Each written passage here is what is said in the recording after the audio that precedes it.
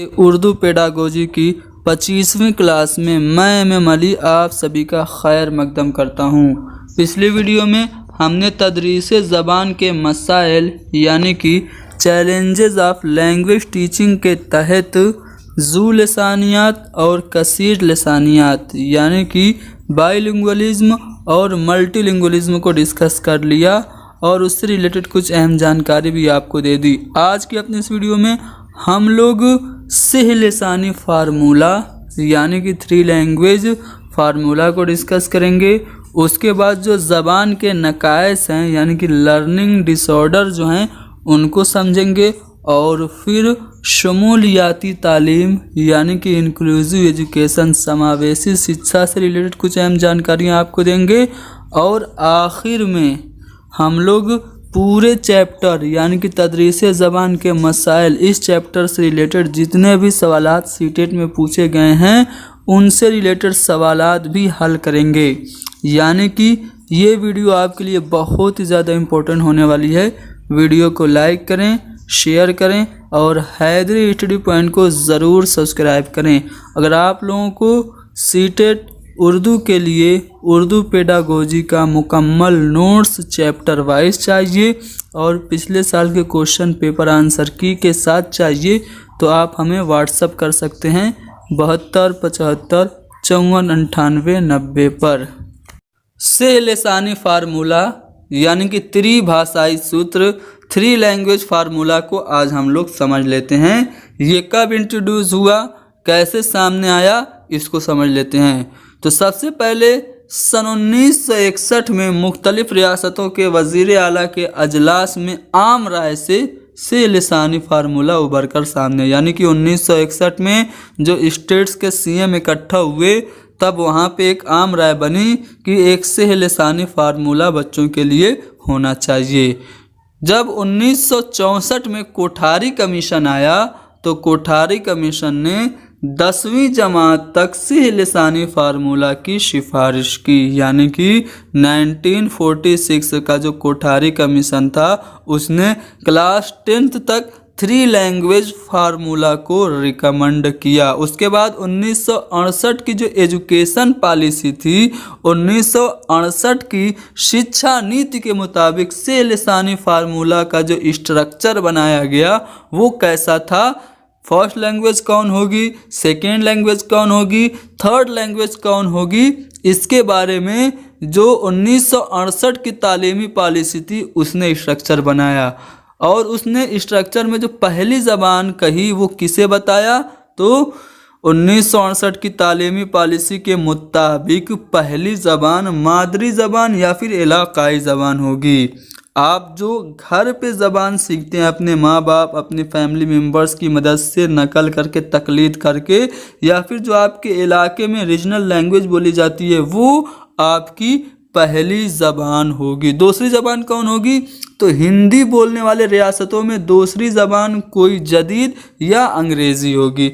जैसे मान लीजिए कि आप हिंदी बोलने वाले स्टेट्स में हैं, यूपी, बिहार, मध्य प्रदेश, राजस्थान वगैरह वाले इलाके में हैं, तो आपकी जो सेकेंड लैंग्वेज होगी या तो अंग्रेज़ी होगी या फिर कोई और एक नई ज़बान हो सकती है। और अगर आप गैर हिंदी रियासतों में यानी कि ऐसे स्टेट्स में जहाँ पे हिंदी नहीं बोली जाती जैसे कि तमिलनाडु हो गया, केरला हो गया, कर्नाटका हो गया, तो गैर हिंदी रियासतों में दूसरी ज़बान अंग्रेज़ी या हिंदी होगी। चूँकि हिंदी वहाँ पे नहीं बोली जाती, ठीक है, तो वहाँ पे दूसरी ज़बान आपकी हिंदी भी हो सकती है। अब तीसरी ज़बान क्या होगी इसे ध्यान से समझेंगे।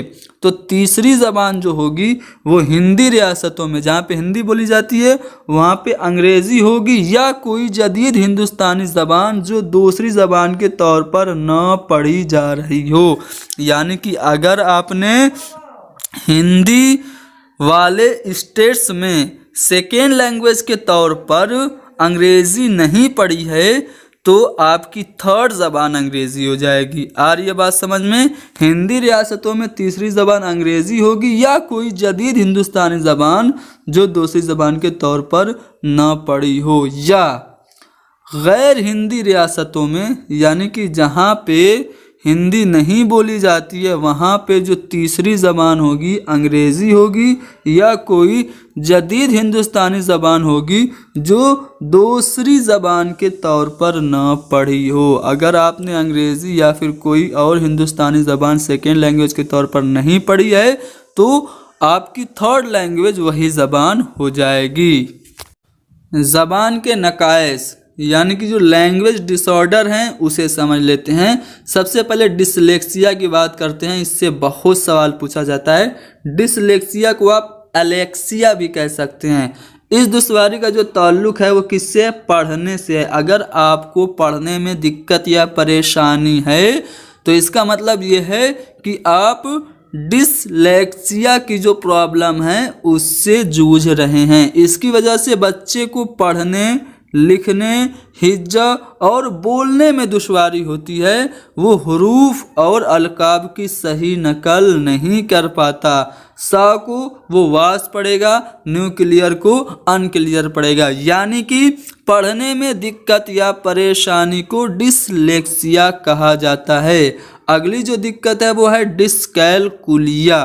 ठीक है, इस दुश्वारी का जो ताल्लुक है वो रियाजती ख़राबी से है। यानी कि रियाजी और हिसाब किताब से मुतअल्लिक जो दुश्वारी है उसको हम डिस्कैलकुलिया या फिर अकैलकुलिया कहते हैं। ठीक है, इस दुश्वारी की वजह से बच्चों में रियाजी के सवालात, वक्त के तसव्वुरात का ना समझ पाना, यानी कि कितना बजा है, ठीक है, घड़ी देख के भी अगर बच्चा वक्त नहीं कैलकुलेट कर पा रहा है तो इसका मतलब उससे डिस्कैलकुलिया है। ठीक है, और ज़र के इस्तेमाल से मुताल्लिक यानी कि पैसा कब, कहाँ, कितना इस्तेमाल करना है, इससे मुताल्लिक अगर बच्चे को दिक्कत या परेशानी है तो उसको हम डिस्कैलकुलिया या फिर अकैलकुलिया कहते हैं। ठीक है, अब बात करेंगे डिस्ग्राफिया की। तो डिस्ग्राफिया क्या होता है? तो इस दुश्वारी का ताल्लुक लिखने से होता है। अगर आपको लिखने में कोई भी प्रॉब्लम है तो आपको डिस्ग्राफिया है। इसकी वजह से हुरूफ, अल्फाज और जुमलों को लिखने में, हिज्जा और ख्यालात को मुनज़्ज़म करने में, यानी कि जो आपके आइडियाज़ हैं उनको सिस्टमेटिक करने में आपको मुश्किल होती है। उसके बाद डिस्फैजिया या फिर अफैजिया क्या होता है मैं आपको बताता हूँ। तो इसका ताल्लुक लिसानी महारतों, बोलना, बिलखुसूस तफ़हीम से होता है। यानी कि अगर आप डिस्फेजिया से ग्रसित हैं, दो चार हैं, तो आप लिसानी महारतों को, यानी कि कोई अगर कुछ बोल रहा है तो आप उसे समझ नहीं पाते हैं। बच्चा सुनी हुई या पढ़ी हुई बात का मतलब नहीं समझ पाता, रवानी से बोल नहीं पाता, अल्फाज के मानी नहीं समझ पाता, तो इसका मतलब है कि उसे डिस्फैजिया है। काम करने की हिदायत और उन पर अमल करने में उसे नाकामी होती, यानी कि उसे कोई इंस्ट्रक्शन दिया जाए कि जाओ तुम किसी भी काम को इस तरह से करना, तो वो जो उसने सुना है उस पर वो अमल अगर नहीं कर पा रहा है, वो जो इंस्ट्रक्शन उसे दिए गए हैं उसे समझ नहीं पा रहा है, तो उसे डिस्फैजिया है। अब बात करेंगे डिप्रेक्सिया की। तो इसका ताल्लुक हरकी महारतों से है, यानी कि मोटर स्किल से होता है। ठीक है, इसकी वजह से क्या होता है, उंगलियों, हाथ और आँख के दरमियान रब्त कायम नहीं हो पाता है। ठीक है, इससे बटन लगाने में, पेंसिल पकड़ने में, हाथ की महारत और तवाज़ुन में मुश्किल होती है। अगर आप डिप्रेक्सिया से दो चार हैं तो आप हरकी महारतों वाले जो काम हैं जैसे कि बटन लगाना, पेंसिल पकड़ना, इसमें आपको दिक्कत और परेशानी होगी। लैंग्वेज डिसऑर्डर्स क्या होते हैं आपने जान लिया। अब हम लोग लैंग्वेज डिफ़िकल्टीज़ एंड एरर्स को समझेंगे, यानी कि ज़बान की मुश्किलात और गलतियाँ क्या हैं। लैंग्वेज से रिलेटेड बच्चे आम तौर से कौन कौन सी गलतियाँ करते हैं, तो वो हिज्जे की गलतियाँ करते हैं, यानी कि स्पेलिंग मिस्टेक्स करते हैं। उसके बाद वो होमवर्क नहीं करते हैं। ठीक है, उसके बाद वो लैंग्वेज में यानी कि ज़बान में वो दिलचस्पी नहीं लेते हैं। उसके बाद अगली जो गलती बच्चे अक्सर करते हैं वो है तलफ़ुज़ यानी कि प्रोनाउंसिएशन की गलती। उसके बाद वो इंशा यानी कि कंपोजिशन की गलती करते हैं। उसके बाद जो गलती आमतौर से बच्चे करते हैं वो ये है कि वो उनकी जो तहरीर है वो साफ़ सुथरी नहीं होती बल्कि गंदा लिखते हैं और इजहार ख़याल की मुश्किलात का सामना उन्हें करना पड़ता है, यानी कि वो अपने आइडियाज़ को एक्सप्रेस नहीं कर पाते और उन्हें पढ़ने में दिक्कत और परेशानी होती है। शमूलियाती तालीम यानी कि समावेशी शिक्षा, जिसे इंक्लूसिव एजुकेशन भी कहा जाता है, इसे समझ लेते हैं। ये topic child development and pedagogy के लिए भी बहुत इम्पोर्टेंट है। तो शमूलियाती तालीम क्या है? तो शमूलियाती तालीम एक ऐसा तसव्वुर तालीम है जो हुकूक इंसानी यानी कि ह्यूमन राइट्स, इक़्तिदार, अखलाकियात और उसूल मसावात पर यानी कि बराबरी पर कायम है। शमूलियाती तालीम में हम बच्चों को एक बराबर दर्जा देते हैं, चाहे वो कहीं के भी हों, फिज़िकली हैंडीकेप हों, नॉर्मल हों, उनकी समाजी सतह कोई भी हो, अमीर हो, गरीब हो, किसी भी लेवल के हों, सबको हम एक बराबर जब ट्रीट करते हैं तो वो कंसेप्ट इंक्लूसिव एजुकेशन यानी कि समावेशी शिक्षा, जिसे शमूलियाती तालीम कहते हैं, कहा जाता है। अब देखिए, ये तसव्वुर तलबा को चाहे वो नॉर्मल हो, माजूर हो यानी कि फिज़िकली डिसेबल हो, उनकी समाजी मासी सतह, मज़हब, ज़ात पात, जिन्स, ज़बान, सकाफ़त और नस्ल कोई भी हो, तमाम तलबा को बिला तफरीक के, बिना डिस्क्रिमिनेशन के, बिना भेदभाव के एक साथ एक ही स्कूल में तालीम मिलनी चाहिए। यानी कि जो इंक्लूसिव एजुकेशन है वो यही कह रहा है कि सभी बच्चों को, चाहे वो स्पेशल हों, चाहे वो नॉर्मल हों, चाहे उनका IQ लेवल 90 से भी कम हो, चाहे वो गरीब हों, अमीर हों, किसी भी जात के, किसी भी नस्ल के हों, सबको एक जैसी तालीम एक ही वक्त पर एक ही स्कूल में, ठीक है, एक ही तरीके से देनी चाहिए। ठीक है, ये तसव्वुर बच्चों के बजाय तालीमी निज़ाम से ये तवक्को करता है कि वो अपने आप को बच्चों की ज़रूरियत और इनफरादियत के मुताबिक तब्दील करें। यानी कि जो इंक्लूसिव एजुकेशन है, इसका मानना यह है कि आप बच्चों को ना बदलिए, बच्चे क्या चाह रहे हैं उसके मुताबिक आप अपने सिस्टम को चेंज कीजिए। NCF 2005 जो है यानी कि नेशनल करिकुलम फ्रेमवर्क 2005 राष्ट्रीय पटचर्या की रूपरेखा सन 2005, कौमी दरसियात का खाका सन 2005 क्या कह रहा है? इसके मुताबिक ये कहा जा रहा है कि खुसूसी ज़रूरियात वाले जो बच्चे हैं, जो स्पेशल चाइल्ड हैं, उनको दीगर बच्चों की तरह जमात में बराबर का हक हासिल है। NCF कह रहा है कि जो स्पेशल चाइल्ड है ना, उनको भी नॉर्मल चाइल्ड की तरह बराबर का हक हासिल है। तलबा के दरमियान फ़र्क नहीं होना चाहिए। NCF क्या कह रहा है? आप बच्चों में फ़र्क ना कीजिए, तमाम तलबा को आमोजिश में मदद के वसीले के तौर पर देखना चाहिए। कोई भी बच्चा है, अगर वो फिज़िकली हैंडीकेप है तो वो बच्चा भी लर्निंग में हेल्प का एक सोर्स होना चाहिए।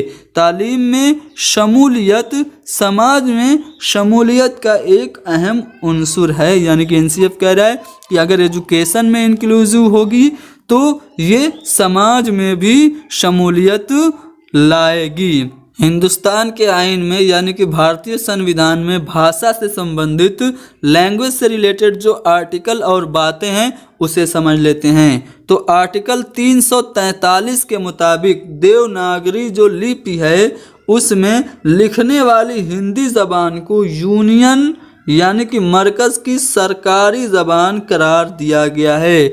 आर्टिकल 343 क्या कह रहा है कि जो देवनागरी लिपि है ना, देवनागरी लिपि में जो हिंदी लिखी जाती है वो केंद्र की सरकारी ज़बान होगी। अंग्रेज़ी को आइन लागू होने के 15 साल बाद तक, यानी कि जो अंग्रेज़ी ज़बान है इसको हमारे संविधान के लागू होने के 15 साल बाद तक माविन सरकारी ज़बान का दर्जा दिया गया था। यानी कि ये जो सरकारी ज़बान है उसकी मददगार ज़बान होगी, लेकिन 1963 के ऑफिशियल लैंग्वेज एक्ट के ज़रिए अंग्रेज़ी को यह दर्जा मुस्तकिल दे दिया गया। यानी कि हमारे संविधान में अंग्रेज़ी को सरकारी ज़बान की माविन ज़बान का दर्जा हासिल है। ये सवाल यूपी सीटेट सन 2019 में पूछा गया है। ठीक है,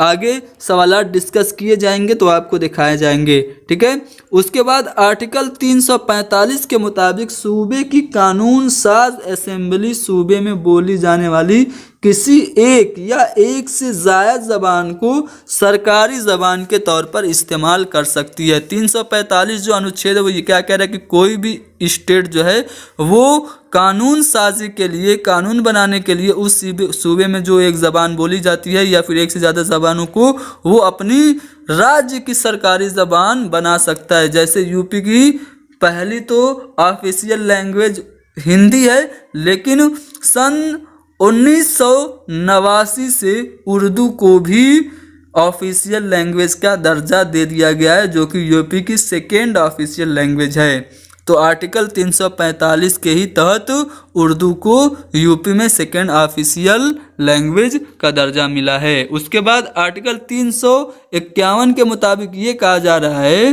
कि मरकज़ को हिंदी की तशहीर और फ़रोग़ के लिए काम करना है। यानी कि अनुच्छेद 351 के मुताबिक सेंटर जो गवर्नमेंट होगी वो हिंदी की क्या करेगी, हिंदी का प्रचार करेगी और उसे क्या करेगी, उसके फ़रोग़ के लिए काम करेगी। आईने हिंद के आर्टिकल 350 के मुताबिक रियासत और इंतज़ामिया को ये कोशिश करनी होगी कि लिसानी अक़लियतों के बच्चों को प्राइमरी तालीम मादरी ज़बान के ज़रिए मुहैया कराई जाए। हिंदुस्तान का जो संविधान है उसका अनुच्छेद 350 ये कह रहा है कि रियासत और इंतज़ामिया को यानी कि प्रशासन को ये कोशिश करनी चाहिए कि जो कम ज़बान ऐसी ज़बान जिसको कम बोलने वाले लोग हैं उनके बच्चों को जो प्राइमरी तालीम है ना, जो बेसिक एजुकेशन है, उनकी मादरी ज़बान में देनी चाहिए। यानी कि लिसानी अक़लियतों के बच्चों को प्राइमरी ज़बान मादरी ज़बान में ही मुहैया करानी चाहिए। ये 350 ये जो संविधान का अनुच्छेद है वो ये कह रहा है। उसके बाद हिंदुस्तान का जो आइन है उसकी जो 8वीं शेड्यूल है उसमें कुल 22 ज़बानों का जिक्र है। ये सवाल भी पूछा गया है कि हिंदुस्तानी आइन के 8वीं शेड्यूल में कितनी ज़बानों का जिक्र है, तो 22 ज़बानों का जिक्र है। पूरा चैप्टर हमने डिटेल से पढ़ लिया। अब हम लोग इस चैप्टर से रिलेटेड जितने भी सवालात सीटेट में पूछे गए हैं उनको हल करते हैं। पहला सवाल आपके सामने है कि माख़ज़ की हैसियत से कसीर लसानियात का क्या मतलब है। यानी कि जो मल्टीलिंगुअलिज्म है, बहुभाषिकता है, उसका मतलब क्या है। क्या बच्चे की ज़बान में हर लफ्ज़ का मसावी लफ्ज़ फराहम करना है। यानी कि कोई नया लफ्ज़ आ गया उसका क्या करें, बच्चे की जो मादरी ज़बान है उसमें उस लफ्ज़ का नया माना क्या करें, फराहम कर दें। या फिर दरसियात से परे ज़बान की तदरीस, यानी कि सिलेबस से हट के भी चीज़ें बच्चों को कुछ बताएं। या फिर आमोज़गारों की ज़बान का बतौर हिकमत अमली यानी कि स्ट्रेटजी के तौर पर, योजना के तौर पर इस्तेमाल करना। या फिर कई ज़बानों की आमोज़िश। तो यहाँ पे जो कसीर लसानियात है उसका मतलब ये है कि आप बच्चों की ज़बान को बतौर हिकमत अमली इस्तेमाल करें। शिक्षार्थियों की भाषा को योजना के रूप में प्रयोग करना, यही क्या है, यही आपकी कसीर लसानियात है। ज़बान की कसीर लसानी होने का मतलब ये नहीं है कि हम स्कूली सतह पर बस कई ज़बानों की तालीम के मौके बच्चों को दें, बल्कि इसके मानी हैं ऐसी हिकमत अमली तैयार करना जिसके तहत कसीर लसानी जमात को एक वसीला के तौर पर इस्तेमाल किया जा सके। यानी कि जो मल्टीलिंगुअलिज्म है वो एज ए रिसोर्स क्लासरूम में यूज़ हो सके, यही कसीर लिसानियात का मतलब है। चलिए आगे बढ़ते हैं अगले सवाल पे।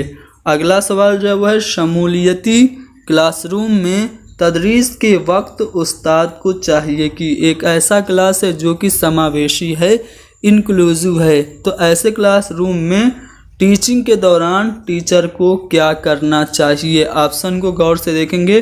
पहला ऑप्शन है मुख्तलिफ आमोज़ी अंदाज अपनाते हुए आमोज़ी अमल में उनकी मदद करे, यानी कि अगर समावेशी कक्षा है तो आप सिखाने के विभिन्न तरीके अपनाइए और बच्चों की अधिगम में मदद करें, या फिर उनके मसाइल हल करने के लिए प्रिंसिपल से खुसूसी तरबियतकार की सिफारिश करें। यानी कि समावेशी क्लासरूम में जो बच्चे हैं उनकी प्रॉब्लम्स को सॉल्व करने के लिए प्रिंसिपल से कहें कि एक स्पेशलिस्ट जो ट्रेनर है उसका रिकमेंडेशन हो, या फिर उसकी यकीन दहानी कराएं कि वह स्कूल में 6 घंटे मुकम्मल करते हैं, या फिर बासलाहियत तलबा को कमज़ोर तलबा का ख्याल रखने के लिए कहें। यानी कि एक क्लासरूम है जो कि इंक्लूसिव है। इंक्लूसिव क्लासरूम का मतलब समझते हैं ना, बताया भी है आपको। ऐसी क्लास जिसमें हर किस्म के बच्चे हों, नॉर्मल चाइल्ड भी हों, स्पेशल चाइल्ड भी हों, फिजिकली हैंडीकेप भी हों, जड़ बुद्धि वाले बालक भी हों और प्रखर बुद्धि वाले भी बालक हों। हर किस्म के जब बालक होते हैं तो वो होती है इंक्लूसिव क्लास। तो अगर इंक्लूसिव क्लास है तो टीचर को क्या करना चाहिए, वो पढ़ाने के डिफरेंट मेथड्स यूज़ करना चाहिए उसको, ठीक है। पढ़ाने के डिफरेंट मेथड यूज़ करते हुए बच्चों को लर्निंग में हेल्प करना चाहिए। यानी कि पहला वाला ऑप्शन हमारा सही हो गया, ठीक है। प्रिंसिपल से एक ट्रेनर की ज़रूरत नहीं है मांगने की, ठीक है। 6 घंटे बस टाइम गुजारने की ज़रूरत नहीं है।